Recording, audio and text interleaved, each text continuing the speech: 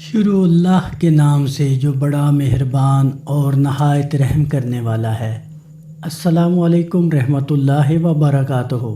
دوستو، ویڈیو شروع کرنے سے پہلے ایک اہم نکتہ آپ کو بتاتا چلوں۔ اکثر سوشل میڈیا پلیٹ فارم پر ویڈیو اور تحریر آپ کو خطبہ حجۃ الوداع کے عنوان پر ملیں گی، جس میں وہ ساری احادیث لوگوں نے خود سے خطبہ حجۃ الوداع میں شامل کر لی ہے جو نبی کریم صلی اللہ علیہ وآلہ وسلم نے مختلف مقامات اور مختلف اوقات میں ارشاد فرمائیں، جن کا خطبہ حجۃ الوداع سے کوئی تعلق نہیں۔ آج جو خطبہ حجۃ الوداع آپ کے ساتھ شیئر کریں گے، یہ 9 ذی الحج یوم عرفہ کے خطبہ سے ملتا جلتا ہے۔ چند ایک ارشادات اس میں نئے ہیں۔ یہ 10 ذی الحج یوم النحر 10 ہجری کا دن تھا۔ نبی کریم صلی اللہ علیہ وآلہ وسلم جمرات میں رمی کرنے کے بعد منا میں تشریف لے آئے اور منا میں نبی کریم صلی اللہ علیہ وآلہ وسلم نے خطبہ سنایا۔ آپ صلی اللہ علیہ وآلہ وسلم نے پوچھا، لوگوں معلوم ہے آج یہ کون سا دن ہے؟ ہم نے عرض کی، اللہ اور اس کا رسول زیادہ جانتے ہیں۔ آپ صلی اللہ علیہ وآلہ وسلم اس پر خاموش ہو گئے اور ہم نے سمجھا کہ آپ صلی اللہ علیہ وآلہ وسلم اس دن کا کوئی اور نام رکھیں گے، لیکن آپ صلی اللہ علیہ وآلہ وسلم نے فرمایا، کیا یہ قربانی کا دن نہیں ہے؟ ہم بولے، ہاں ضرور ہے۔ پھر آپ صلی اللہ علیہ وآلہ وسلم نے پوچھا، یہ مہینہ کون سا ہے؟ ہم نے کہا، اللہ اور اس کے رسول زیادہ جانتے ہیں۔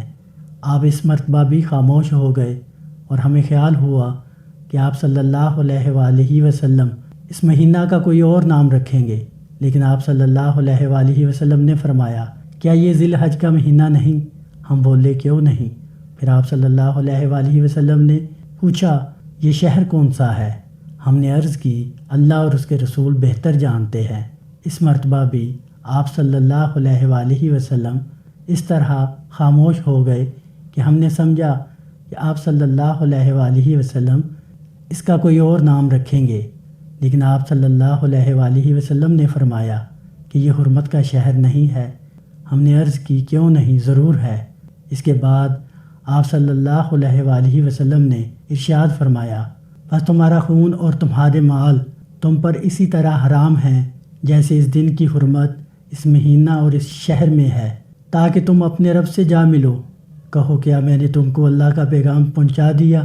لوگوں نے کہا، ہاں۔ آپ صلی اللہ علیہ وآلہ وسلم نے فرمایا، اے اللہ تو گواہ رہنا، اور ہاں یہاں موجود غائب کو پہنچا دیں، کیونکہ بہت سے لوگ جن تک یہ پیغام پہنچے گا سننے والوں سے زیادہ پیغام کو یاد رکھنے والے ثابت ہوں گے، اور میرے بعد کافر نہ بن جانا کہ ایک دوسرے کی ناحق گردنیں مارنے لگو۔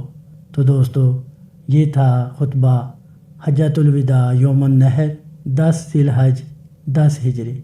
میں امید کرتا ہوں کہ آپ کو یہ ویڈیو پسند آئی ہوگی۔ اس کو صدقہ جاریہ سمجھ کر دوست احباب میں شیئر کریں، ویڈیو کو لائک کریں اور ہمارے چینل کو سبسکرائب کریں۔ اگلی ویڈیو تک اجازت دیں۔ اللہ حافظ، جزاکم اللہ خیرہ۔